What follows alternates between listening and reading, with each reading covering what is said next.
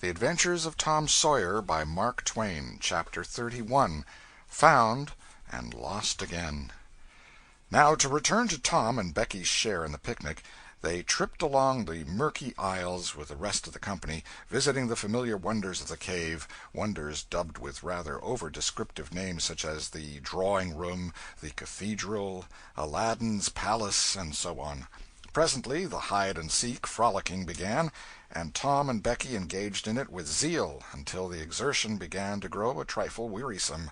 Then they wandered down a sinuous avenue, holding their candles aloft and reading the tangled webwork of names, dates, post-office addresses, and mottos with which the rocky walls had been frescoed in the candle-smoke. Still drifting along and talking, they scarcely noticed that they were now in a part of the cave whose walls were not frescoed. They smoked their own names under an overhanging shelf and moved on. Presently they came to a place where a little stream of water, trickling over a ledge, and carrying a limestone sediment with it, had, in the slow-dragging ages, formed a laced and ruffled Niagara in gleaming and imperishable stone. Tom squeezed his small body behind it in order to illuminate it for Becky's gratification. He found that it curtained a sort of steep natural stairway which was enclosed between narrow walls, and at once the ambition to be a discoverer seized him. Becky responded to his call, and they made a smoke-mark for future guidance and started upon their quest. They wound this way and that, far down into the secret depths of the cave, made another mark, and branched off in search of novelties to tell the upper world about. In one place they found a spacious cavern, from whose ceiling depended a multitude of shining stalactites of the length and circumference of a man's leg. They walked all about it, wondering and admiring, and presently left it by one of the numerous passages that opened into it. This shortly brought them to a bewitching spring, whose basin was encrusted with a frostwork of glittering crystals. It was in the midst of a cavern whose walls were supported by many fantastic pillars, which had been formed by the joining of great stalactites and stalagmites together, the result of the ceaseless water-drip of centuries. Under the roof vast knots of bats had packed themselves together, thousands in a bunch. The lights disturbed the creatures, and they came flocking down by hundreds, squeaking and darting furiously at the candles. Tom knew their ways and the danger of this sort of conduct. He seized Becky's hand and hurried her into the first corridor that offered, and none too soon, for a bat struck Becky's light out with its wing while she was passing out of the cavern. The bats chased the children a good distance, but the fugitives plunged into every new passage that offered, and at last got rid of the perilous things. Tom found a subterranean lake shortly, which stretched its dim length away until its shape was lost in the shadows. He wanted to explore its borders, but concluded that it would be best to sit down and rest a while first. Now, for the first time, the deep stillness of the place laid a clammy hand upon the spirits of the children. Becky said, "Why, I didn't notice, but it seems ever so long since I heard of any of the others." "Come to think, Becky, we are away down below them, and I don't know how far away north or south or east or whichever it is. We couldn't hear them here." Becky grew apprehensive. "I wonder how long we've been down here, Tom. We'd better start back." "Yes, I reckon we better. Perhaps we better. Can you find the way, Tom? It's all a mixed-up crookedness to me." "I reckon I could find it, but then the bats. If they put both of our candles out it will be an awful fix. Let's try some other way, so as not to go through there." "Well, but I hope we won't get lost. It would be so awful." And the girl shuddered at the thought of the dreadful possibilities. They started through a corridor and traversed it in silence a long way, glancing at each new opening to see if there was anything familiar about the look of it, but they were all strange. Every time Tom made an examination, Becky would watch his face for an encouraging sign, and he would say cheerily, "Oh, it's all right. This ain't the one, but we'll come to it right away." But he felt less and less hopeful with each failure, and presently began to turn off into diverging avenues at sheer random, in desperate hope of finding the one that was wanted. He still said it was all right, but there was such a leaden dread at his heart that the words had lost their ring and sounded just as if he had said, "All is lost." Becky clung to his side in an anguish of fear, and tried hard to keep back the tears, but they would come. At last she said, "Oh, Tom, never mind the bats. Let's go back that way. We seem to get worse and worse off all the time." Tom stopped. "Listen," said he. Profound silence. Silence so deep that even their breathings were conspicuous in the hush. Tom shouted. The call went echoing down the empty aisles and died out in the distance in a faint sound that resembled a ripple of mocking laughter. "Oh, don't do it again, Tom. It is too horrid," said Becky. "It is horrid, but I better, Becky. They might hear us, you know." And he shouted again. The might was even a chillier horror than the ghostly laughter. It so confessed a perishing hope. The children stood still and listened, but there was no result. Tom turned upon the back track at once and hurried his steps. It was but a little while before a certain indecision in his manner revealed another fearful fact to Becky. He could not find his way back. "Oh, Tom, you didn't make any marks." "Becky, I was such a fool, such a fool. I never thought we might want to come back. No, I can't find the way. It's all mixed up." "Tom, we're lost. We're lost. We never can get out of this awful place. Oh, why did we ever leave the others?" She sank to the ground and burst into such a frenzy of crying that Tom was appalled with the idea that she might die, or lose her reason. He sat down by her and put his arms around her. She buried her face in his bosom. She clung to him. She poured out her terrors, her unavailing regrets, and the far echoes turned them all to jeering laughter. Tom begged her to pluck up hope again, and she said she could not. He fell to blaming and abusing himself for getting her into this miserable situation, and this had a better effect. She said she would try to hope again. She would get up and follow wherever he might lead, if only he would not talk like that any more, for he was no more to blame than she said. So they moved on again, aimlessly, simply at random. All they could do was to move, keep moving. For a little while, hope made a show of reviving, not with any reason to back it, but only because it is its nature to revive when the spring has not been taken out of it by age and familiarity with failure. By and by Tom took Becky's candle and blew it out. This economy meant so much. Words were not needed. Becky understood, and her hope died again. She knew that Tom had a whole candle and 3 or 4 pieces in his pockets, yet he must economize. By and by fatigue began to assert its claims. The children tried to pay no attention, for it was dreadful to think of sitting down when time was grown to be so precious. Moving in some direction, in any direction, was at least progress, and might bear fruit, but to sit down was to invite death and shorten its pursuit. At last Becky's frail limbs refused to carry her farther. She sat down. Tom rested with her, and they talked of home, and the friends there, and the comfortable beds, and, above all, the light. Becky cried, and Tom tried to think of some way of comforting her, but all his encouragements were grown threadbare with use, and sounded like sarcasms. Fatigue bore so heavily upon Becky that she drowsed off to sleep. Tom was grateful. He sat looking into her drawn face and saw it grow smooth and natural under the influence of pleasant dreams, and by a smile dawned and rested there. The peaceful face reflected somewhat of peace and healing into his own spirit, and his thoughts wandered away to bygone times and dreamy memories. While he was deep in his musings, Becky woke up with a breezy little laugh, but it was stricken dead upon her lips, and a groan followed it.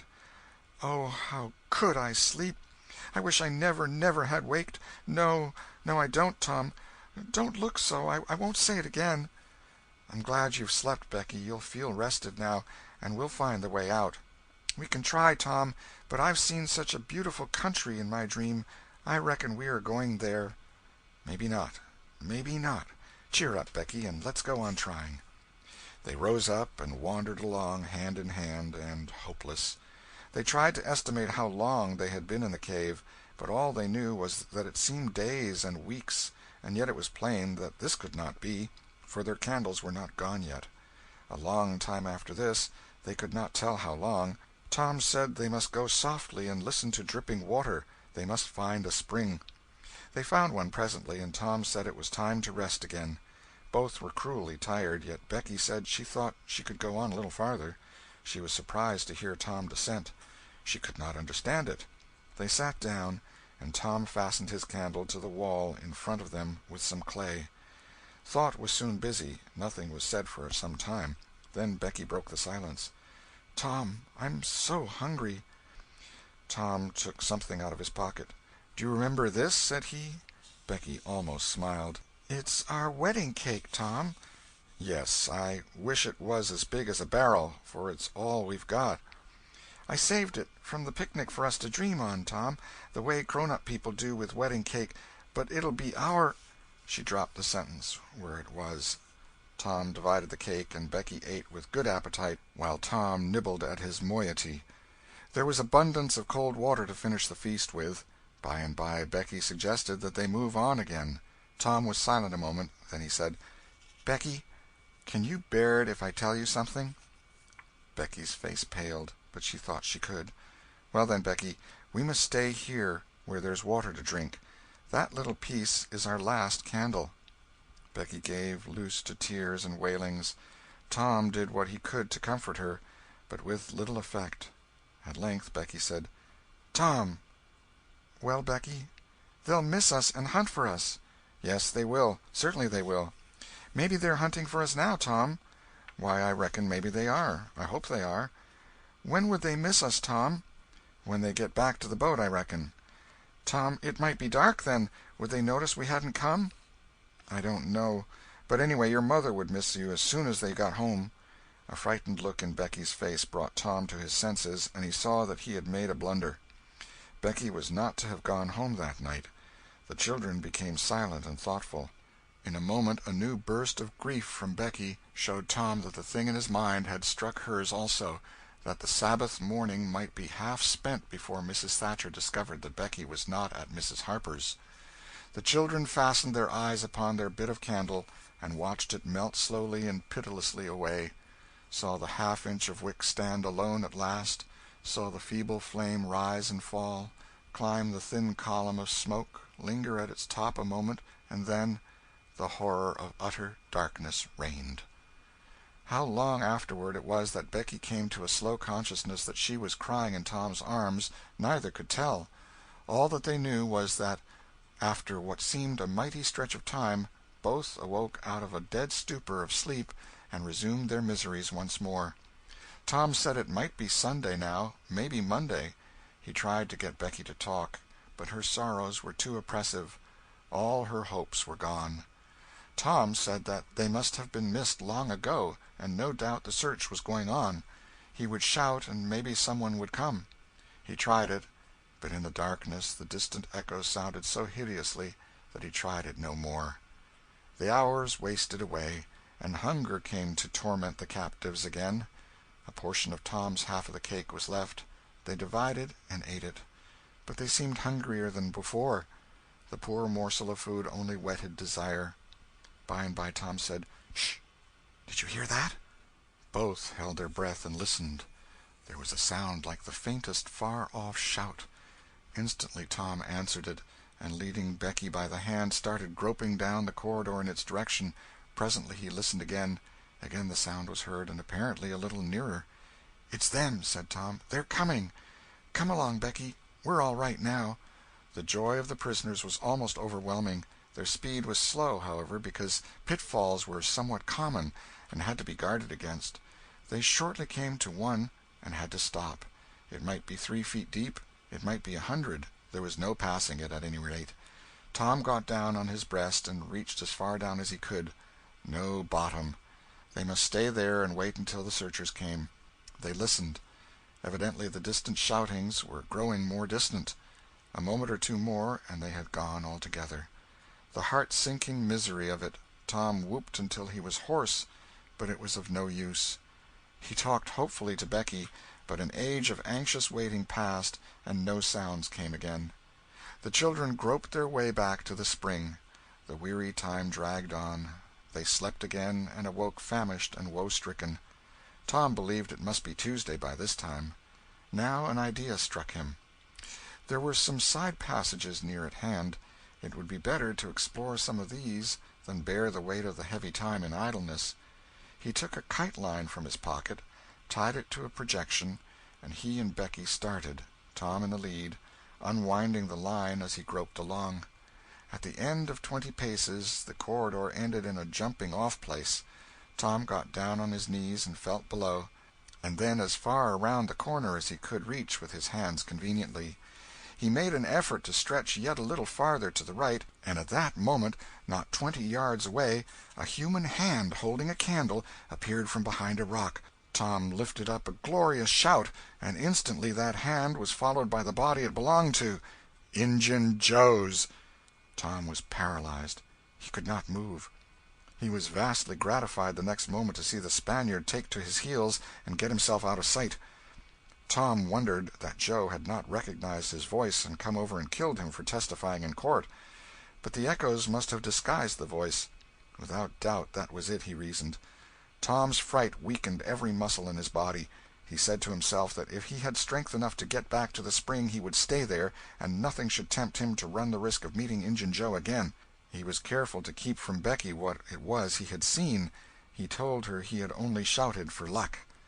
But hunger and wretchedness rise superior to fears in the long run. Another tedious wait at the spring and another long sleep brought changes. The children awoke tortured with a raging hunger. Tom believed that it must be Wednesday or Thursday or even Friday or Saturday now, and that the search had been given over. He proposed to explore another passage. He felt willing to risk Injun Joe and all other terrors. But Becky was very weak. She had sunk into a dreary apathy and would not be roused. She said she would wait, now, where she was, and die. It would not be long. She told Tom to go with his kite-line and explore if he chose, but she implored him to come back every little while and speak to her, and she made him promise that when the awful time came he would stay by her and hold her hand until all was over. Tom kissed her, with a choking sensation in his throat, and made a show of being confident of finding the searchers or an escape from the cave. Then he took the kite-line in his hand and went groping down one of the passages on his hands and knees, distressed with hunger and sick with bodings of coming doom. End of Chapter 31. Chapter 32. Turn out! They're found! Tuesday afternoon came and waned to the twilight. The village of St. Petersburg still mourned. The lost children had not been found. Public prayers had been offered up for them, and many a private prayer that had the petitioner's whole heart in it, but still no good news came from the cave. The majority of the searchers had given up the quest and gone back to their daily vocations, saying that it was plain the children could never be found. Mrs. Thatcher was very ill, and a great part of the time delirious. People said it was heartbreaking to hear her call her child, and raise her head and listen a whole minute at a time, then lay it wearily down again with a moan. Aunt Polly had drooped into a settled melancholy, and her gray hair had grown almost white. The village went to its rest on Tuesday night, sad and forlorn. Away in the middle of the night a wild peal burst from the village bells, and in a moment the streets were swarming with frantic half-clad people who shouted, "Turn out! Turn out! They're found! They're found!" Tin pans and horns were added to the din. The population massed itself and moved toward the river, met the children coming in an open carriage drawn by shouting citizens, thronged around it, joined its homeward march, and swept magnificently up the main street roaring huzzah after huzzah. The village was illuminated. Nobody went to bed again. It was the greatest night the little town had ever seen. During the first half-hour a procession of villagers filed through Judge Thatcher's house, seized the saved ones and kissed them, squeezed Mrs. Thatcher's hand, tried to speak but couldn't, and drifted out raining tears all over the place. Aunt Polly's happiness was complete, and Mrs. Thatcher's nearly so. It would be complete, however, as soon as the messenger dispatched with the great news to the cave should get the word to her husband. Tom lay upon a sofa with an eager auditory about him, and told the history of the wonderful adventure, putting in many striking additions to adorn it withal, and closed with a description of how he left Becky and went on an exploring expedition, how he followed 2 avenues as far as his kite-line would reach, how he followed a third to the fullest stretch of the kite-line, and was about to turn back when he glimpsed a far-off speck that looked like daylight, dropped the line and groped toward it, pushed his head and shoulders through a small hole, and saw the broad Mississippi rolling by. And if it had only happened to be night, he would not have seen that speck of daylight, and would not have explored that passage any more. He told how he went back for Becky, and broke the good news, and she told him not to fret her with such stuff, for she was tired, and knew she was going to die, and wanted to.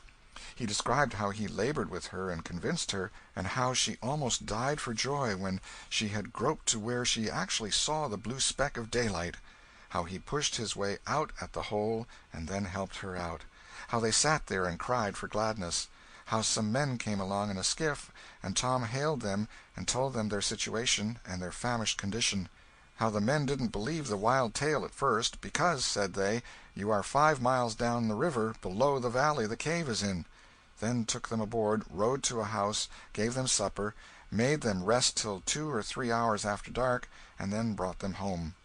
Before day dawn, Judge Thatcher and the handful of searchers with him were tracked out in the cave by the twine clues they had strung behind them, and informed of the great news.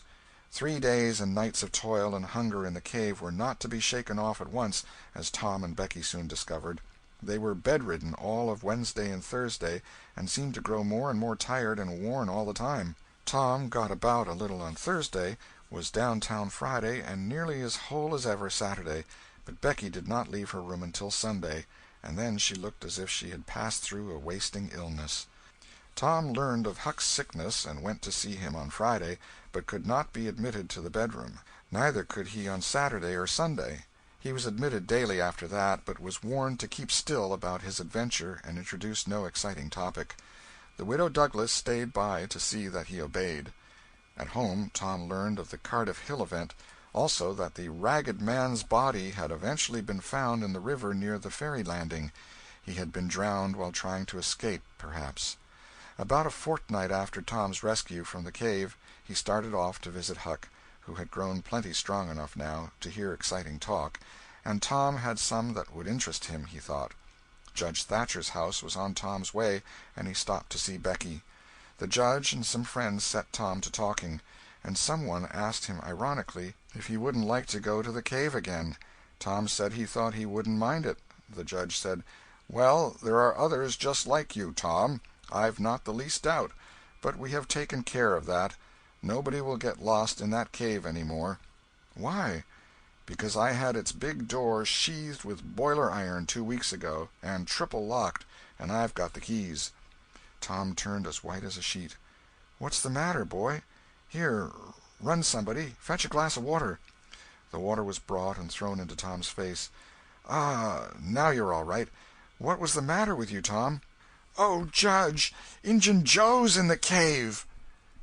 End of chapter 32.